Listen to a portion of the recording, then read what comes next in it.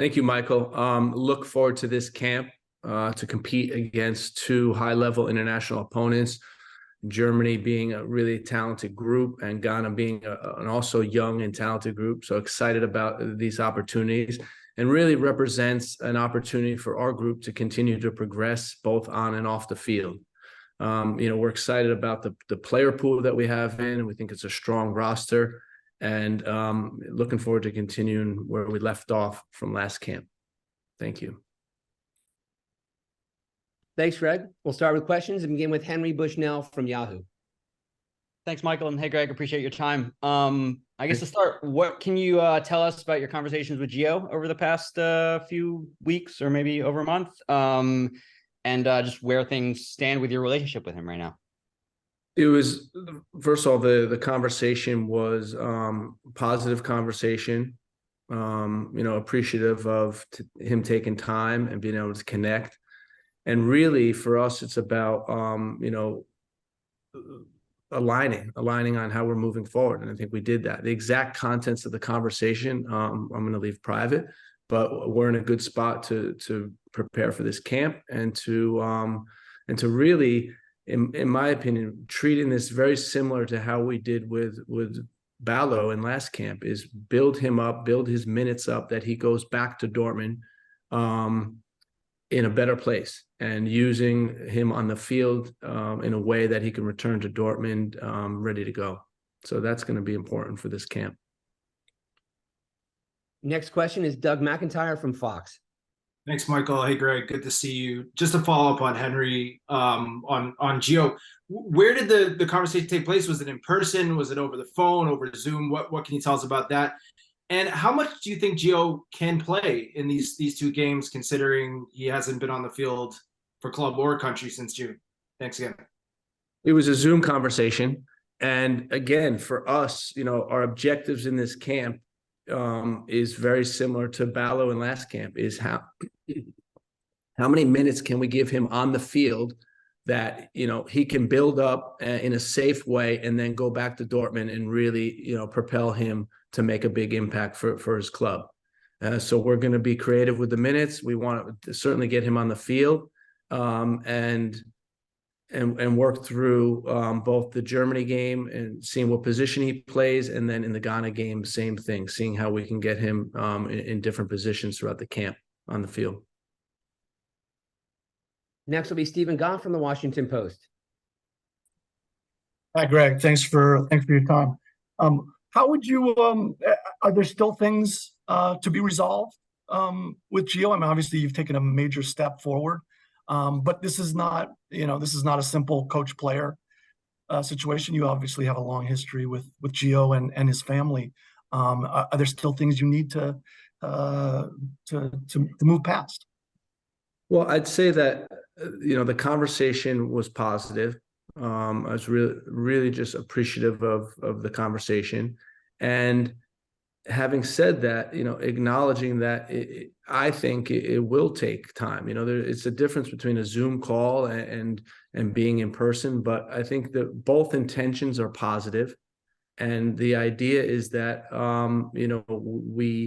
we work together for the team to be successful, and I think we're both prepared to do that. So I think that although it may take some time, we're both aligned with what we want to accomplish. Next will be Paul Tenorio from The Athletic. Greg, in the last cycle, Tyler Adams was the constant for you guys. He was the player who played in every qualifier, and to have him out with injury now, and it looks like maybe an extended period of time, how do you go about replacing him or trying to find ways to play without him? And how much does Gio's role and ability to play minutes impact that, and kind of how you think about the way the midfield is organized, whether it's Eunice dropping deeper because someone like Gio plays in a more attacking role, or kind of a like for like and keeping Eunice and Weston in the roles that they typically play? Thank you. Yeah, you saw Eunice yesterday playing a little bit deeper, especially later in the game for Milan in the Champions League. So he's certainly doing that now with his club. But for me, it's I think the first thing to acknowledge is, all of us, the staff, the players feel really, really bad for Tyler because he's working so hard to get back and had a setback and won't be involved in this camp. So we're thinking about Tyler. He means a tremendous amount to this team, both on and off the field. That's the first thing.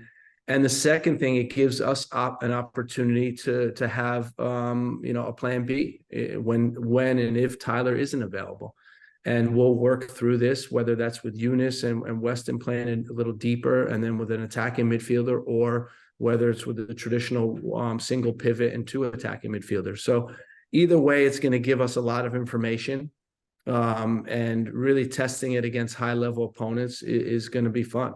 So, or again, we have other midfielders. You look at a guy like Malik Tillman, who's playing with PSV, doing really well. He can be in that attacking role. Gio can be in that attacking role. Luca can play, as one of the center midfielders. So there are options, and it's just about working through it. Next will be Jeff Carlisle from ESPN FC. Thanks, Michael. Hi, Greg. So based on what you said just then, and given that Gio played in more of a central attacking role at the Nations League, is that where you see him on the field going forward? Or is he going to reprise his role where he was more on the wing, in the last cycle? And in terms of Tyler, how long do you anticipate him being out? I mean, how much of a setback was this? So for that information, you're going to need to talk to Bournemouth, Jeff. In terms of Gio, we see him being able to play 3 positions, center midfielder, attacking midfielder, and winger.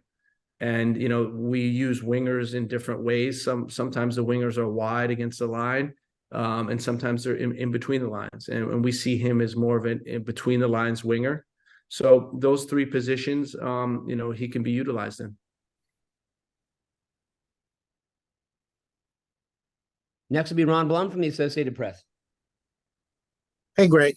A couple of questions. First, what is the nature of Mackenzie's injury, and what went into Anthony Robinson leaving him off here? And lastly, Gio, when did that conversation between you and him take place? Weeks ago is the answer to that. Mark McKenzie had a broken toe. We expect him to be back shortly on the field.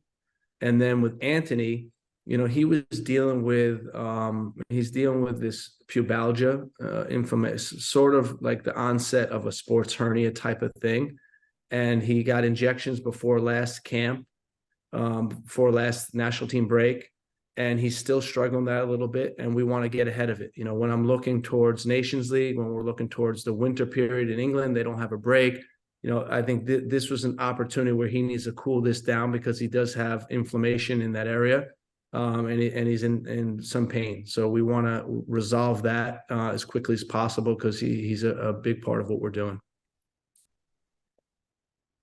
We'll go to Jonathan Tannenwald from the Philadelphia Inquirer.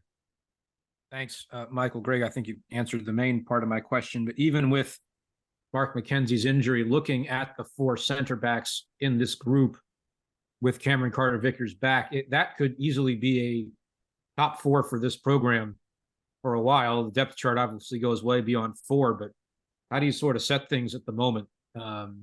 Yeah, that's a good question, Jonathan. And as our player pool grows, our talent pool grows, there's always going to be players that are not selected that are good enough. And that's part of it. That's where decisions get very difficult. And I'll reference the center back position as one of them. I mean, think about, Walker's not on the roster here, this roster. He's dealing with a little bit of Achilles pain. Mark McKenzie's not on the roster. Austin Trusty's playing in the Premier League. He's not on the roster. John Brooks is playing in the Bundesliga. He's not on the roster. So you have 4 guys that could easily make the case to be on the roster that aren't on it. And that's just the depth of our player pool right now. When you look at the forward position, you have Haji Wright, who's scoring in the championship, who's not on the roster. You have Jordan Pifak, who's playing well for Gladbach. He's not on the roster. You have Jesus Ferreira, Brandon Vasquez. So you got a significant amount of guys that could easily make the case to be on the roster. And that is just the pool of talent that we have. It's expanding in U.S. soccer. So, it's a good problem to have. Next will be Brian Sciaretta from American Soccer Now. Greg, I wonder if you could talk a little bit about Leonard Maloney making the team. What you've seen from him, he seems to be playing a very defensive midfield position, and he only converted to the position last year. What have you seen from him and the discussions? And then also the second question is talk a little bit about the balancing between this team and the Olympic team, the roster for that, in terms of maybe shifting some players who could be on this team there for more expansive roles where they could play. How many players were you thinking about that could possibly overlap with your team? Yeah, Thanks. that's a great question. So we looked at some players that we thought, could potentially play for us, but wouldn't get the bulk of minutes that would be important for them to continue their development. And those that pool of players we elected for the U23 program, where they can play two international games, and really continue their development. In reality, the youth of our player pool really makes it one big pool when you take the Olympic team and the senior national team. And our goal is to continue to develop the entire player pool with international experience, sometimes international competition, whether it's the Copa America or the Olympics. And by next fall, have this entire group of players making a step forward. And, it's exciting, the U23 program. There's a lot of good players. And really excited to see what that team can do. The first question that you asked was what? It just slipped my mind when I went on this rant. That was about Leonard. Oh yeah. So with Lenny, first of all, the most distance covered in the Bundesliga as a central midfielder, defensive midfielder. But to me, what really attracted the staff to him is how he plays the game, with really a lot of emotion, with a lot of passion. You see him, clapping for his teammates. You see him going into tackles. A really committed player, really team-oriented player, and we're excited to have him into camp and see what he can do. Next will be Ryan Talmadge from Goal.com. Yep. Thank you, Michael, and hi, Greg. I wanted to ask about Flo Balogun. Obviously, a lot has happened since the last time he was in camp. He comes in, he scores, he misses those two penalties, he then comes back and scores. As a coach who's kind of watched what he's gone through these last few weeks, what's your reaction, not just to him missing the penalties, but also the way he kind of handled it and got himself back into the goals right after? Yeah, I think, when a guy misses two penalties, you somehow think it doesn't affect him or it's not going to be that big of a deal, but he took it seriously, and he was really excited to get on the board and score in the next game and help the team win. It's never nice to miss two penalties, but you have to look at, the courage to step up and take them. And I know that, he works hard in that area, and sometimes things just don't go your way. But what I really like about him is just his determination. Again, his movement behind the line is exceptional. It's something we're going to continue to work on in this camp, about guys identifying his runs and getting him the ball when he's making his moves behind the back line. And, it's really nice to see, how we limited his minutes in the September camp and really propelled him on to success now with Monaco, as he's getting fit and looks sharper and sharper each game. Next will be Kyle Bond from the Sporting News. Appreciate your time, Coach. I wanted to ask you about, you've got so many guys now who are teammates at the club level in Europe. The guys at PSV, you've got, teammates at Juventus, goalkeepers at Nottingham Forest, Fulham. Does that help, do you think, your team chemistry when you've got a bunch of guys that are playing together at the club level too, and pretty much together all the time? I think it does. You can see that these guys start to form relationships. They start to form bonds that become even closer when they're together every day. So I definitely think it has some impact on the field. You can see Malik, Serge, and Ricardo have good chemistry. Timmy and Weston in training are phenomenal together. You can see how they work together every day in training. So for us, it's a luxury piece.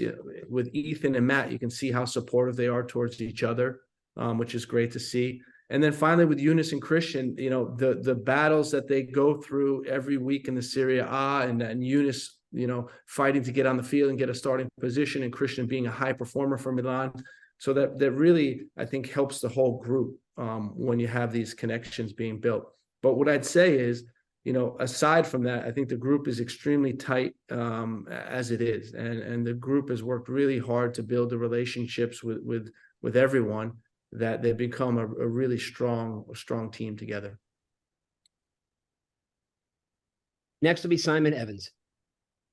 Hi, Greg. Thanks for your time. Just on Germany, obviously, a new coach coming in there, someone I'm sure you followed his progress over the years, and there's been a lot gone on with Germany with the results they've had. So they're going to be coming into this friendly with, a pretty unique situation there. What do you expect from them, and what challenges does that present? Well, I mean, first of all, you look at their player pool and talk about having, luxury problems with picking the roster. Their talent is incredible. The amount of high quality players they have playing in the Champions League for top 5 leagues. It's a very, very strong player pool. Julian Nagelsmann is a very good coach. I think he's an innovative coach. Has a lot of tactical flexibility, whether that's through pressing or how they build up. Has some interesting movements with his teams. So we're really looking forward to this challenge. I know for Julian, it's going to be interesting to see how he can translate these ideas across to his team in 3 days. But that's part of the challenge of international soccer, and he's a bright guy, bright coach, and I'm sure he's gonna pick up on it really fast. We'll go to Sanjay Sujan-Thakumar. Thanks, Michael. Thanks, Greg, for doing this. 2-part question. First part, have you had any recent contact with Luca Koleosho, and can you comment on his status in terms of potentially recruiting him for the program? And then second part, bounce off Brian's question about the U23 roster. Could you talk about what the conversations have been like with clubs? I know you mentioned last month that it's going to be tough to get some guys released next summer. How has that dialogue been? And is there any extra expectation from you vis-a-vis MLS clubs to get guys released because of how important this cycle is for the sport in this country in particular? Thanks. Yeah, I would hope there's an appreciation for what we're all trying to do together. And, whether it's MLS clubs or European clubs, the U23 group will be an important group for us. The Olympics will be an important event. If you think about 18 players, 16 plus 2, so 16 field players, potentially 3 overage players, it's going to be a jigsaw trying to fit that and get players available for this tournament. But we have 3 camps building up to it, and then the Olympics. So we'll see. But it is something that we're working on. The other part of your question was what, Sanjay? Sorry. Luca. Yeah, Luca. So I've had conversations with Luca. We are in communication. I know he's also, have been with Italy, U19. He's also eligible for Canada and Nigeria. What I'd say is he's a great guy. He's doing a great job at Burnley. Really happy that he came into the team, was able to get a starting spot right away. It shows what type of worker he is and how quickly he can adapt. So, in terms of a decision, or in terms of, final outcome, that's TBD, but, we'll keep you posted on that. We'll take a few more questions and continue with John Lupo. Hey, Greg. So you can just talk about the inclusion of Christopher Lund and Johnny Cardozo on this team. I know Christopher just recently switched to a U.S. nationality. I believe he played against Uzbekistan. Just talk about where he fits in on the defense, and talk about Johnny's place in the midfield, where you see that, especially with some of the performances he's had with his club team in Brazil. Yeah, so Johnny was going to be on the roster last camp, but unfortunately he sustained that ankle injury. And now he's back. He's healthy. He played last night in the Copa Libertadores semifinal against Fluminense. And unfortunately, they got knocked out with a late goal. But, Johnny's an interesting player. We've been watching his progress for the last 3 years since he made his debut with us, and he's doing a great job. In terms of Christopher, not only did he play in the Uzbekistan game, he also started in Oman and played 90 minutes. And, you know, he's adapting to life in Palermo, adapting to the Serie B. He's doing a good job. He's locked down a starting position. And you can see that for a young player, he's doing a good job, really adapting to a new country, new type of football, and that's never easy.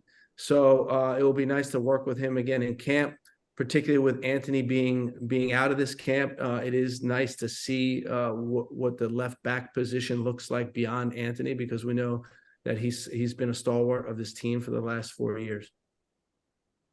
We'll go to Jake Fenner. Thanks, Michael. Hi, Greg. I'd like to go back to Tyler Adams for a second. I was wondering if you have spoken to him since the re-aggravation of his injury, or the setback, however you'd like to put it. And I was wondering if you also had plans for him to be in this camp prior to that injury. Yes, if Tyler wasn't injured, he would have definitely been in camp. And I have spoken to him a number of times, again, you know, expressing the sympathy for what he's going through, and really trying to get a good understanding of the pathway forward. Our last question comes from Andrew Jones. Thank you as always, Michael.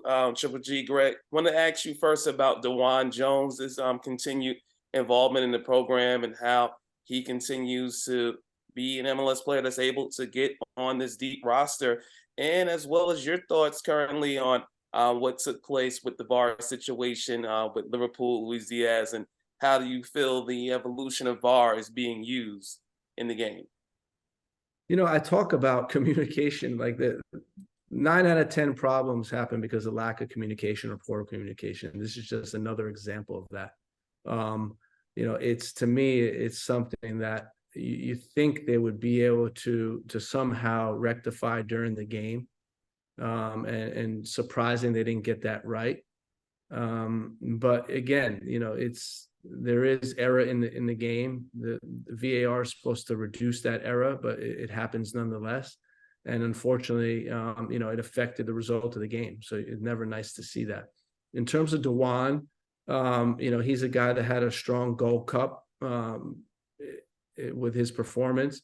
And looking at our depth in these positions, he can play on the left or right, so that becomes valuable. And really looking at the other fullbacks, you know, there's a couple that will be designated for U23 and try to make an impact and get experience there. And he's not eligible for U23, so it's a great opportunity for him to come in and continue to try to make a case for getting a spot in this group.